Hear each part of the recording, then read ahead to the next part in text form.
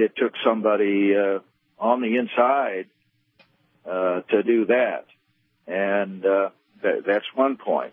Another,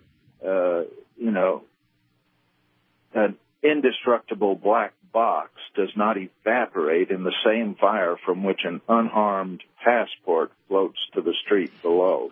That's a great point. And there are so many inconsistencies in the stories that we've been told that make up the official conspiracy theory that it's just ludicrous. And the Twin Towers, the way they can't come down, if there was not explosives, controlled demolition, then those collapses completely violate the laws of physics. And the top of one of the buildings started falling off, leaning way over to the side, and then all of a sudden it reversed itself and straightened up and came straight down through the rest of the building. That's totally impossible as a natural occurrence. When I saw those buildings collapse on the morning of September 11th, 2001, I said, that can't happen. The first thing I said to my wife was, where are the interceptors? And then the second thing, when the building started coming down, was, that can't happen. And so I've known there's been something fishy from day one. Well, you were smarter than I was. I'll have to admit. I didn't want to admit that this was a controlled demolition. I mean, we saw the planes hit the buildings, and then we assumed that that's what caused the buildings to collapse. But because the planes hit the buildings didn't mean that the buildings were going to collapse. And of course, the biggest thing, was where did all this dust come from? This dust comes from an explosion. And certainly, if this was a pancake explosion, you would crush the cement, but you would not vaporize it. And this was vaporized cement. And of course, there are 1,100 bodies that were vaporized along with it. All the furniture in the building was vaporized. The telephones were vaporized. How do you vaporize all those things with a pancake collapse? And it just isn't logical. No, you're absolutely right. But, I also talk about the war on terror as a whole and how phony it is. And you see, even if you believe the cockamamie official conspiracy theory about 9/11, it is still obvious that the war on terror is phony. The excuse for going to war against Afghanistan was that they were harboring Osama bin Laden. And that's false. The Taliban of rulers of Afghanistan offered to give us Osama bin Laden for trial. They said, you have evidence against him, put him on trial, we'll give him to you. But the Bush administration ignored that offer for two reasons. First, they had no evidence against Osama bin Laden, and according to the FBI, they still don't. And second, the war against Afghanistan had been planned in great detail before 9/11 even happened. The reason for the war against Afghanistan is to secure a gas pipeline for Unocal through the country because the Taliban leaders of Afghanistan had refused to let Unocal have this gas pipeline route through their country so that we could get trillions of dollars worth of oil and gas from the Caspian Sea to our tankers in the ocean without having to go through Russia and pay them royalties. So, there's huge amounts of money at stake. But that attack on Afghanistan was not planned after 9/11. It was committed after 9/11 based on previous plans that had already been made. And the plans were actually There's on more to talk about. The plans were actually on the president's desk, according to Richard Clark in his book, the day before the attack. The plans for the attack were there.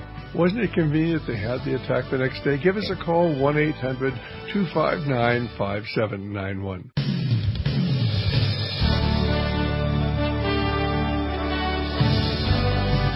Well, Dr. Stan here, our guest is Dr. Bob Bowman, Lieutenant Colonel, Air Force, and retired, and he's going around the country trying to get people to understand what really happened on that tragic day, September 11, 2001.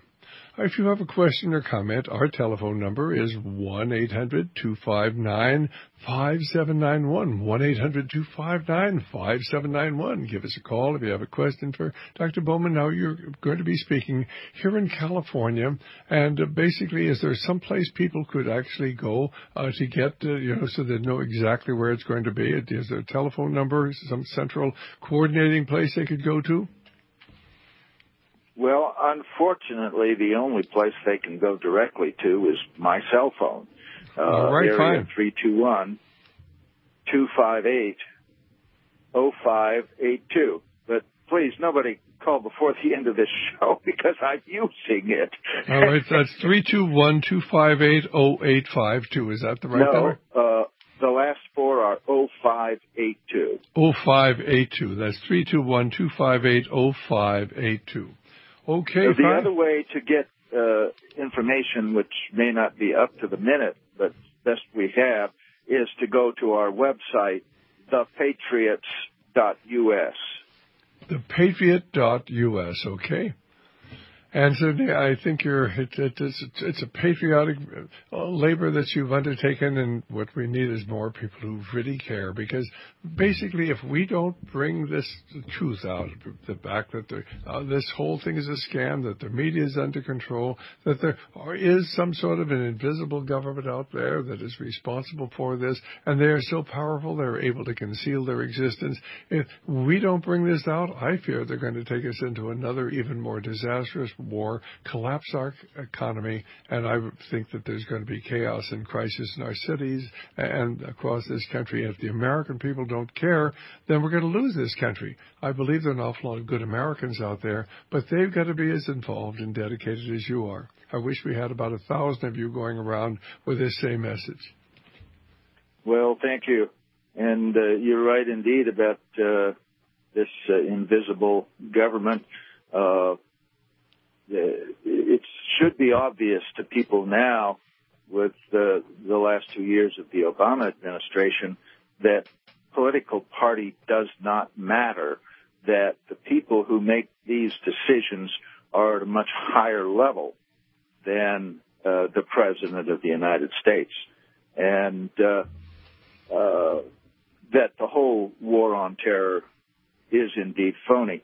We talked about Afghanistan and why the attack on Afghanistan had nothing to do with 9/11 whatsoever. And of course, Iraq is even more phony because there's not even a fig leaf of a connection between Iraq and 9/11.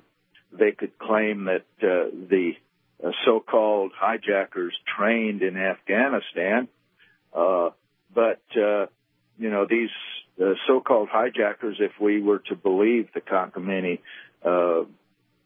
story of the Bush administration, they also trained in the United States. They trained at our flight schools.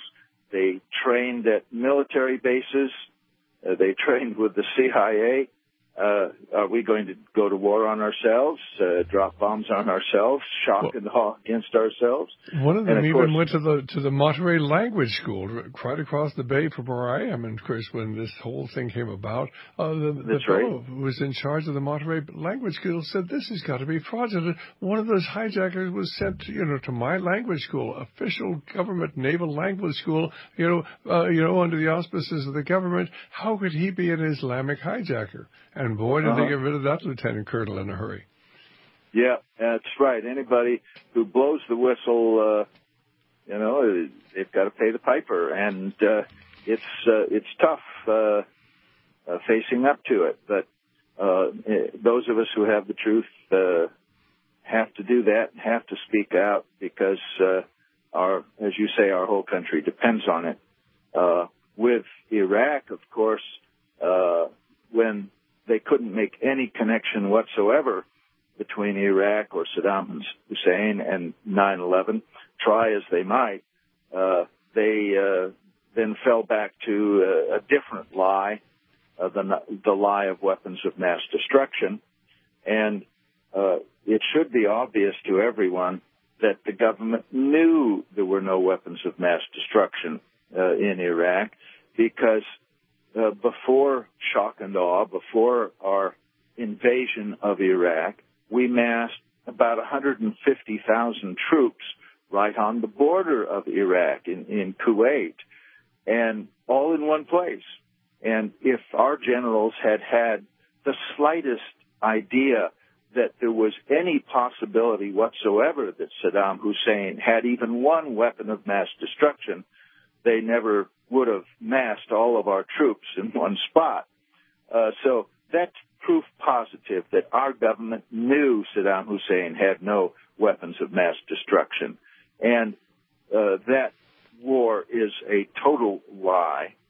And, of course, the powers that be put plans in place for that war long before George W. Bush even became president. In the document Rebuilding America's Defenses, published by PNAC, the Progress for New American Century, these people, Dick Cheney, Paul Wolfowitz, Richard Pearl, the neocons, said in that published document that we must attack and permanently occupy Iraq in order to provide a staging base from which to control Iran, Syria, Saudi Arabia in case our puppet royal family fell, the southern Russian republics. In other words, all of the Middle East and the tens of trillions of dollars worth of oil and gas. Then they said in that very same document, well, we know the American people won't go along with this unless there's a catalyzing event like a new Pearl Harbor. And, of course, 9/11 supplied that. So 9/11 was a very, very convenient excuse for them to begin this phony war on terror. But indeed, regardless of what you believe about who caused 9/11, the war on terror has nothing to do with 9/11. It is only a convenient excuse.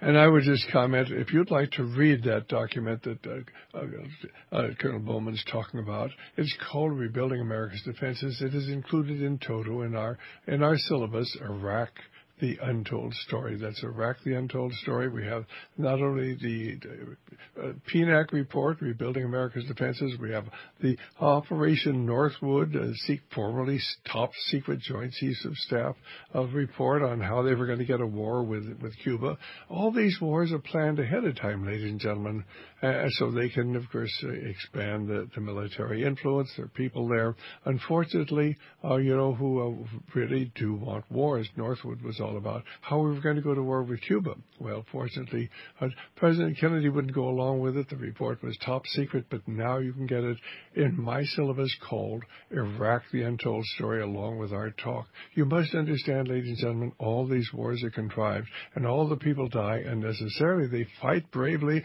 they're patriotic, but they don't realize they're being betrayed by our leaders, unfortunately, or at least by what I call the invisible government. Well, our number is 1-800-259-5791. That's 1-800-259-5791. If you have a question for Colonel Bowman, he's really on the front lines of this battle, trying to get the information out. So give us a call when we get back from the coming break. Colonel, certainly, how long are you going to be on the